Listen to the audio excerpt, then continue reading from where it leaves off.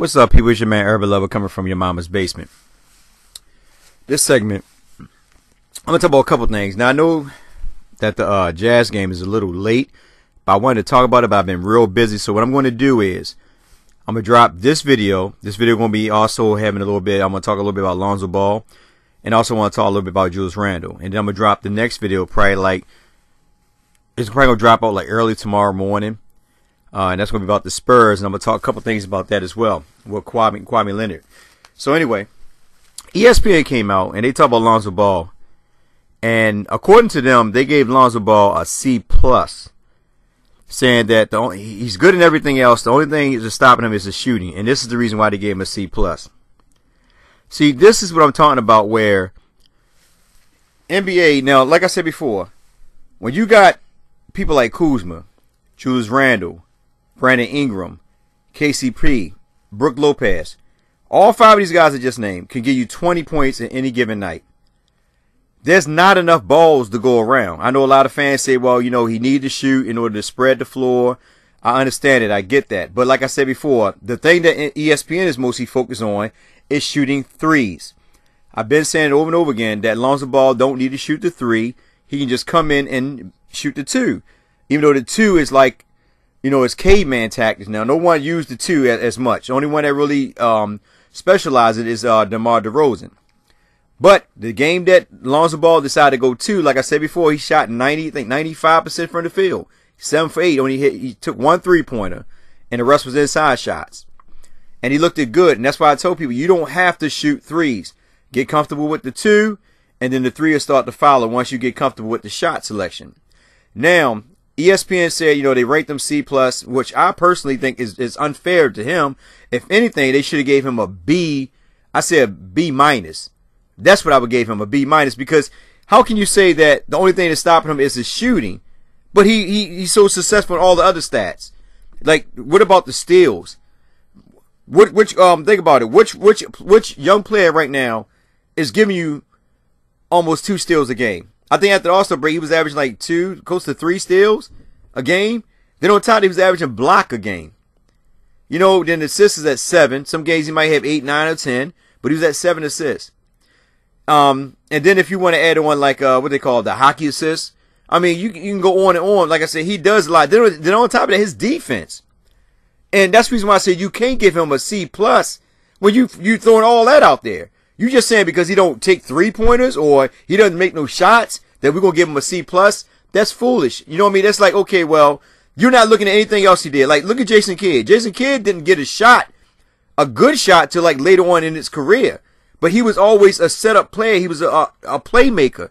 Meaning that, like, let's use Ricky Rubio, for example. Ricky Rubio, for so many years, everybody said that this guy could not, you know, take the shot. He could not make the shots.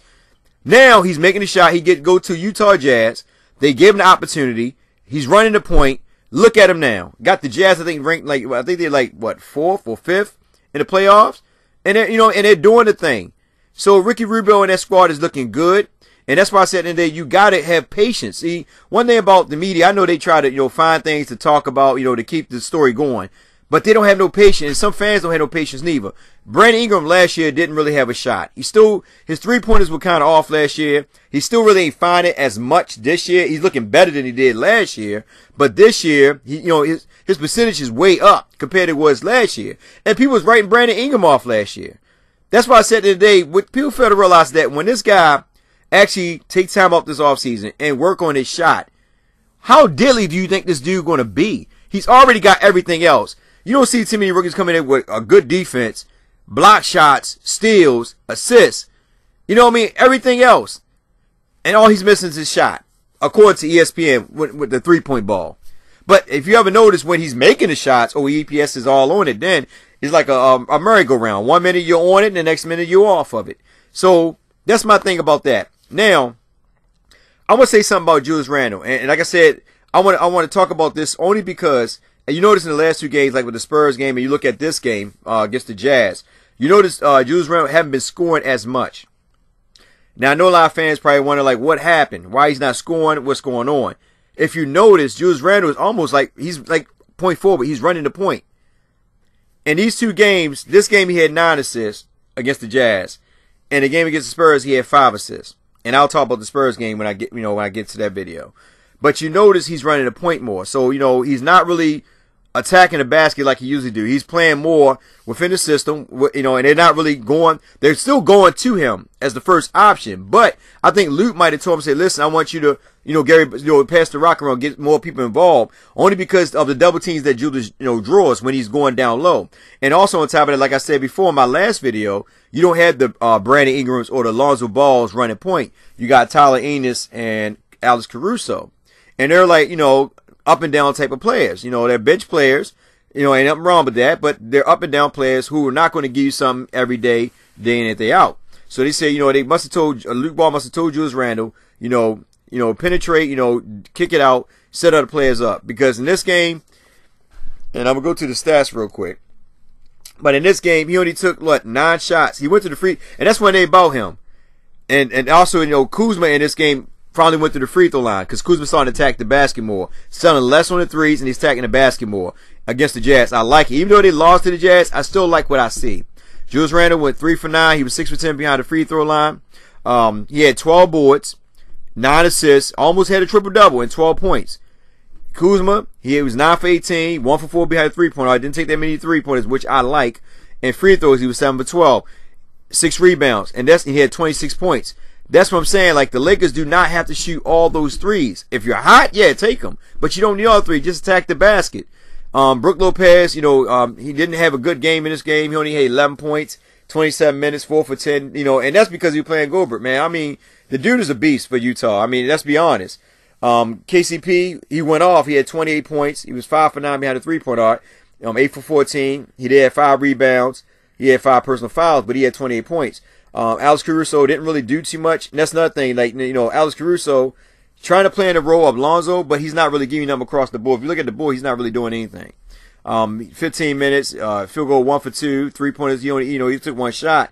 Now, if you add, like I said, if you add up the hockey assists, he probably would have about 7, 8 of them because the continuation of passing and what leads to somebody else scoring is what Alex Caruso do. But now that's somebody that I know Alex Caruso will shoot.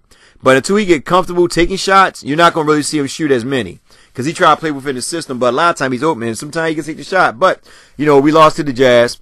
Fry, he played 17 minutes. And this is another thing, too. Julius Randle time is going to be mixed in with Shannon Fry. Because Shannon Fry is that vet that you need. That's why Travis Ware has gone back down to the G League. Because Shannon Fry, once he came off the injury, I knew that the Lakers were going to use him. And I'll be honest with you. I know I said I would like the young guys to play because we're getting close to the end of the season. We only got so many games left. And I definitely like to see what we got going forward. But if the Lakers are thinking about re-signing Shannon Fry, I have no problem with that because you need a veteran. And on top of that, he can bang them threes, man. And that's why when Cleveland picked him up, I was excited because I was like, damn, the Lakers should have got him when he was opportunity. But, it is what it is. I think he got traded. I'm not too sure. I can't remember. But anyway, he had 9 points. He was 3 for 5. Zubac didn't really do too much at all in this game. Tyler Enos, 5 for 10. He took a lot of shots, and he had 5 assists. He had 7 boards. This game right here, Tyler Enos actually played pretty decent. Defense-wise, he still got to work on that, but he's starting to look pretty decent. I'm not going to beat up on Tyler Enos. Like I said, 22 minutes, 5 for 10, 7 rebounds, 5 assists, 2 steals, 10 points. Josh Hart, 35 minutes. He's starting to click. The last couple games, remember, he just came back from the injury, so he wasn't knocking down the threes. But in this game right here, he went 2 for 3. He only took 4 shots. He was 3 for 4 behind the free throw line.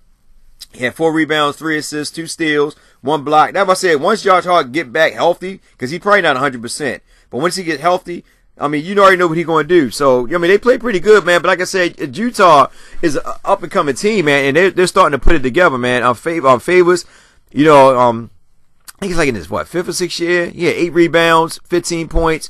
Gobert is like, he's the unquestionable hero, man. I know that Rubio had 31 points, but Gobert shut down that inside game. Period. He shut it down. This guy, man, he had freaking, 3 blocks, 16 boards, 4 in the offensive, 5 assists, 2 steals. And the biggest thing about the Lakers, I said before, is the quick switching. When they switch off, that's the one thing that hurt the Lakers. And sometimes you just got to go man for man and match it up according to what benefits the team. Now, I'm not going to knock Ricky Rubio for what he didn't do, because Ricky Rubio, I think he had, 20-something points in the first half? and he only missed like six shots, so he had a good game, man. And I like Ricky Rubio. I like him back in Minnesota when I used to play on NBA 2K with him. I like him. I like his game style. He just couldn't shoot, but now he's knocking them shots down. And that's why I try to tell people, man. Look at Jason Kidd. Even Jason Kidd, after so many years, started knocking down the three. The more and more you just have patience with a player, eventually they're going to get better. You can't write them off so quick just because the number 2 pick and all that. That doesn't mean them. There's players that got picked from 1 to 5 that didn't develop until like 3 or 4 years later. They didn't develop right away. Like a LeBron James came right in and developed right away. A KG that came in and developed right away. You get those players once in a while.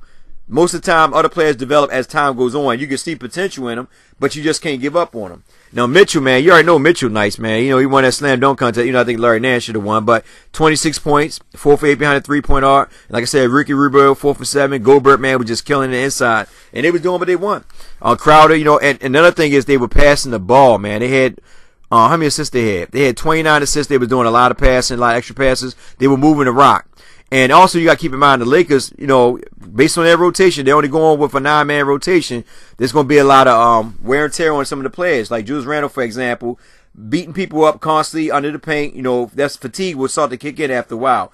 Julius Randle right now, to me, on the Lakers this year is the Iron Man because he has not missed a game. And that's good, you know. So he's playing at a high level, and he's constantly banging bodies. So some games he's going to be tired. And I respect Luke for telling him to, you know, just try to get the other players involved because right now the Lakers don't really have nothing to win. Nothing. They're not playing. Only thing they're really playing for is to finish the season out on a good note. That's it. You know, and hopefully draw free agents. Me personally, like I said before, I registered with the young players. Luke Walton eventually is going to start to get it. I'm hoping that he gets it, you know.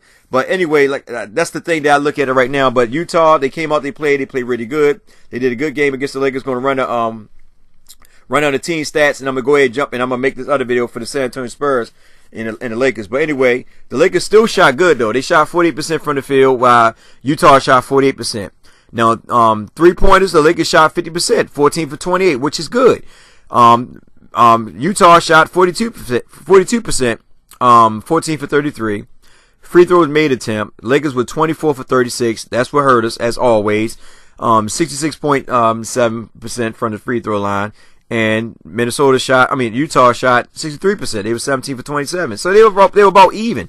Total rebounds, we had 49 to their 57. We had 7 offensive rebounds. They had 14. This is what really killed us because they had 14 putback points, if you think about it. They had many opportunities to score because they got 14 offensive boards. And that's one thing that we hurt it at because we didn't really have nobody else besides really Julius Randle.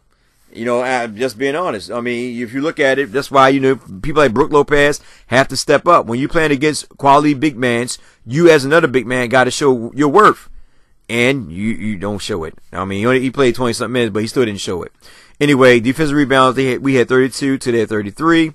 Assists, remember, we didn't pass the rock as much because most of the guys on there, like Tyler Ennis, you know, even though he had a nice game in assist-wise, he still is a shoot-first, pass-second type of point guard.